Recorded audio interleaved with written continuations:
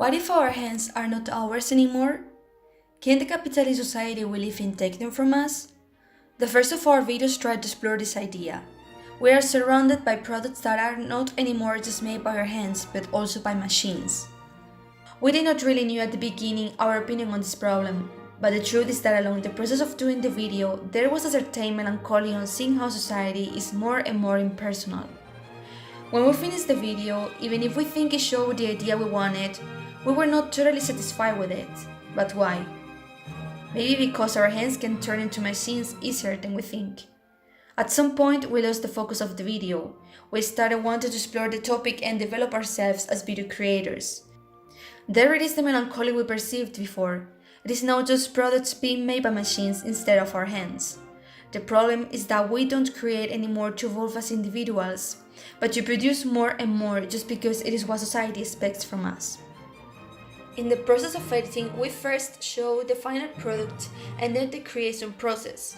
First, only with hands, as it used to be in the past, and then the mechanization of this process. We added only music. It had a fast rhythm so that it goes along with the fast speed that the industry demands. We never thought on adding a voiceover explaining the video, because we wanted the class to find the meaning by themselves through the editing and get their own conclusions. Thinking later about the use of sound, it is true that we could have used sounds and not just music. However, it was probably just part of the problem that we had of not finding ourselves in the video and in the process of making it.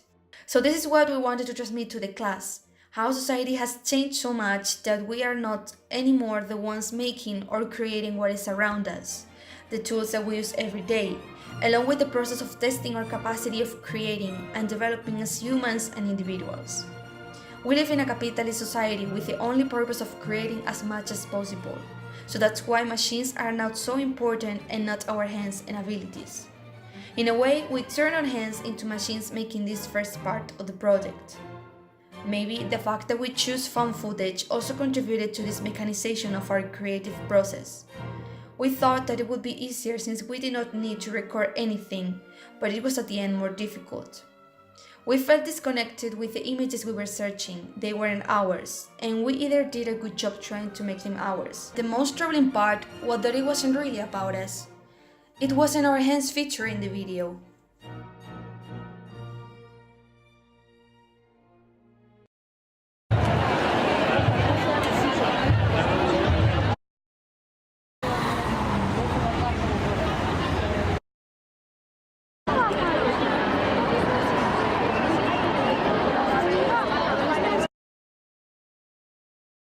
So I have this thing to do about hands, and I want to do it about feminism.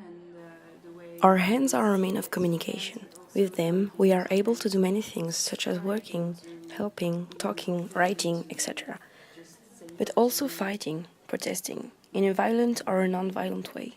My movie Manos explores how hands are used in a public protest, such as the walk for the International Day of Women's Rights on the 8th of March. We live the day through the hands of the participants. We see them clapping, showing banners and signs, holding hands, making signs to each other. In parallel, we hear the testimony of a girl explaining why she went to protest on this day and how she sees the use of hands in the everyday life, how she used them to love or to eat or to cook or study. She also mentions how hands are a means of physical violence, but also of support and love. We see her smoking, waving with hands as she speaks. While doing this essay, I really had to focus on the guidelines. When I first had my idea, I really wanted to show something, but I realized after that I needed to stick even more to the rules of the exercise. It was necessary to respect the rules of Cinema Verité in order to follow the vision of the exercise. Cinema Verité is very uncommon as the person filming has to be involved in the shooting and take part of the conversation. I worked this by interviewing the girl at the beginning of the video and asking her if she was okay to be a part of this video and this project, and she was, and we hear her talking with her boyfriend, and it brings a lot of authenticity to the video, and the fact that they are talking in Spanish also brings a lot. I really liked doing this video because I had to tackle a subject I really liked in a way I was really not used to, and I had to challenge myself to really stick to the guidelines of the exercise. As women, it seemed obvious to us to be part of the movie. The protest was very important, and we had to document this historical moment. Cinema verite is one of the purest forms of documentary. Being an active part of it and not just filming passively has a lot of potential and completely involves the director. This form allows us to make every single choice, to create our own movie with a subject that we care about. We really appreciate when we can choose the subject and we can do everything.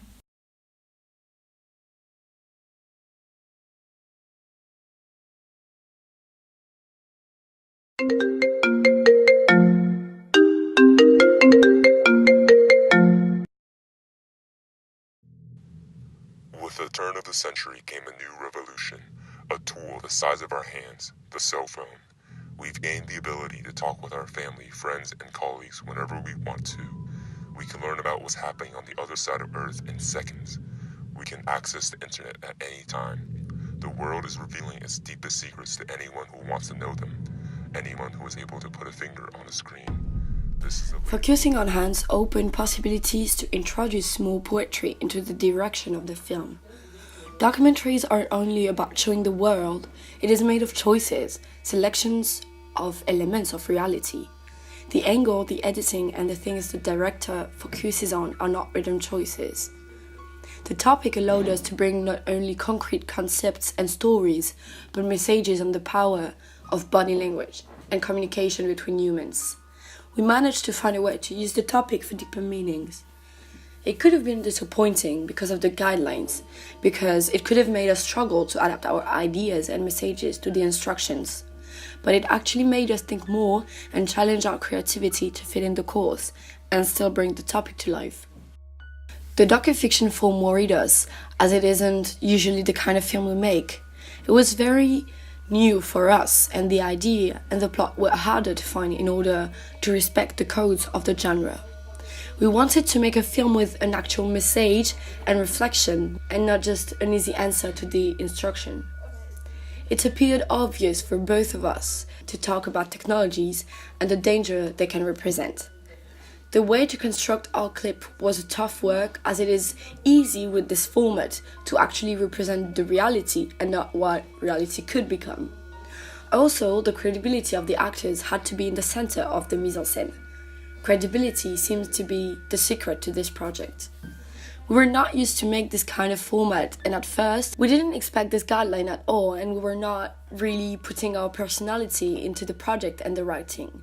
But as soon as we found out our topic, we split the work and managed to find each other's role into the project.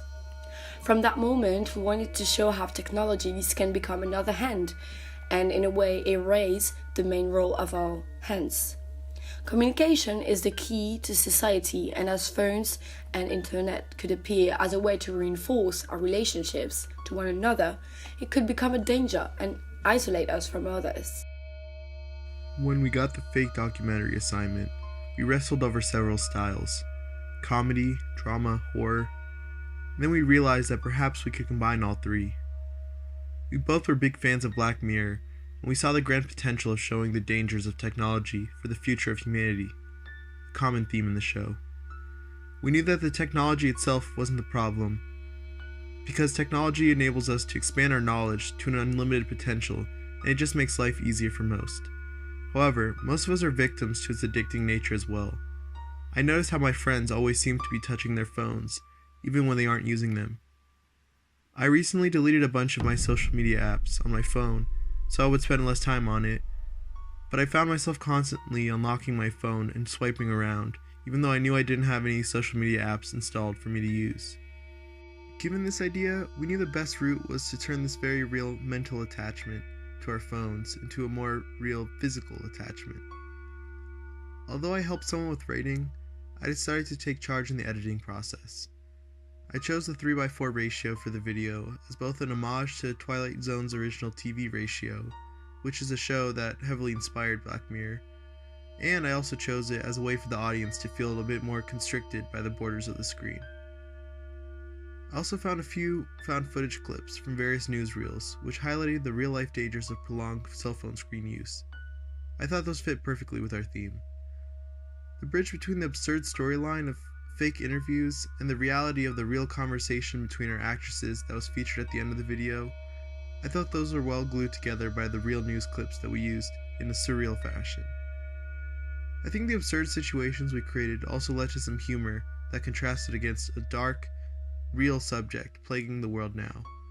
This loss of real connections between people that's being replaced with a connection to our virtual lives through our social media and even through video games. Perhaps these shows, like Black Mirror, their warnings are being disregarded as just fiction, but they might have a little bit more truth in their predictions than what we might be able to see right now. We used found footages and fake interviews in order to add the credibility to the insane but possible consequences of technologies in society. Doctors and victims seemed to be obvious guests. The tone was then serious, but also to uncomfortably laugh about the situation of the victim was possible. At the end, the scenario, the effects, the editing built the fake documentary. We were satisfied with the result, and it was a first for us.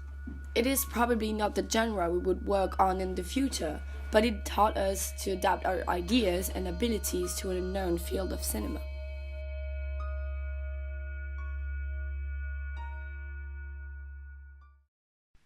Although our topic may have seemed very diverse at first, I was surprised at just how similarly our group thought about our respective assignments. Our hands are what make us human. We can create powerful tools and express language and develop advanced technology with them. But we can also destroy nature, fire weapons, abuse our parents and children, and spend more time double taping on other people's posts and wishing we were them, instead of holding our parents or friends so tightly to let them know, in a way that words can explain, that we are glad to have them in our lives.